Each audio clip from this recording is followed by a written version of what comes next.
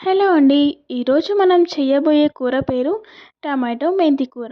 Tomato, మెంతి రెండూ కలిస్తే ఇంట్లో వాళ్ళు ఏం కూర చేసావు అని అడగరు. ఇంకొంచెం అన్నం పెట్టమా అని అడుగుతారు. ముందుగా టమాటో ముక్కలనైతే 2 వక్కలుగా కట్ చేసుకోవాలి.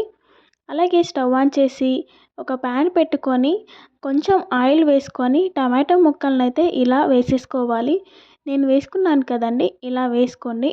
తర్వాత 5 మినిట్స్ వరకు మూత పెట్టేసుకోవాలి. నెక్స్ట్ మనం మెంతి కూరనైతే కట్ చేసుకోవాలి. కొందరికి మెంతి కూర అంటే అస్సలు నచ్చదు. మరికొందరికైతే చాలా ఇష్టంగా తినేస్తారు. ఒక్కసారి ఇలా ట్రై చేసి చూడండి. తినని వాళ్ళు కూడా టమాటోని వదలకుండా తినేస్తారు. ఇక మనం మెంతి కూరను కట్ చేసుకొని పక్కన పెట్టేసుకోవాలి. తర్వాత మూత పెట్టుకున్న టమాటోలనైతే మళ్ళీ ఒకసారి మూత తీసుకొని ఇలా కలుపుకోవాలి. మన పైన పొట్టు అనేది తీసేస్తూ కలుపుకోవాలి.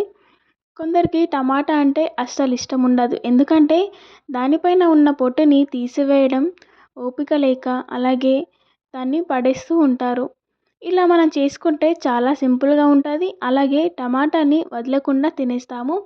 ఇలా పైన పొట్టు తీసేసుకొని మంచిగా స్మాష్ చేసుకోవాలి.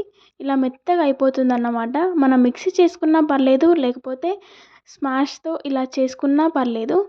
తినని వాళ్ళు కూడా ఇష్టంగా తినేస్తారు. ఒక్కసారి ట్రై చేసి చూడండి. ఇలా అవుతుంది జ్యూసీ జ్యూసీగా. తర్వాత మళ్ళీ అదే ప్యాన్లో 2 టేబుల్ స్పూన్ ఆయిల్ వేసుకొని, ఆయిల్ వేడెక్కాక ఆవాలు, జీలకర్ర వేసి పోపు పెట్టుకుందాము. ఆవాలు చిటపటలాడుతున్నాయి. మన ఇంట్లో వాళ్ళు కూడా ఉదయం నుంచి ఇలాగే చిటపటలాడుతుంటారు కదా. తర్వాత పచ్చిమిర్చి వేసుకోవచ్చు. నేనైతే కారం వేసుకుంటున్నాను కాబట్టి పచ్చిమిర్చి వేయడం లేదు. అలాగే కొంచెం కరివేపాకు, అలాగే కట్ చేసి పెట్టుకున్న మెంతినైతే వేసిస్తున్నాను. మెంతి అనేది మంచిగా ఫ్రై అయిన తర్వాత కొంచెం పసుపు వేసుకొని కొంచెం కలుపుకున్న తర్వాత మనం స్మాష్ చేసుకున్న టమాటానైతే ఇలా వేసేసుకోవాలి. మంచిగా కలుపుకొని ఒక 5 మినిట్స్ వరకు మూత పెట్టేస్తే ఆయిల్ అనేది పైకి తేలుతుందన్నమాట. కొందరికి ఉల్లిపాయలు వేసుకునే అలవాటు కూడా ఉంటుంది. మేమైతే మా ఇంట్లో వేసుకోము.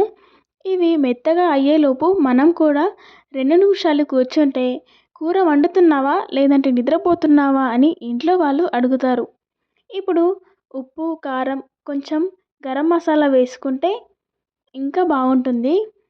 మెంతి, టమాటో చక్కగా కలిసిపోయి కూర మొత్తం మంచి వాసనతో అదిరిపోతుంది.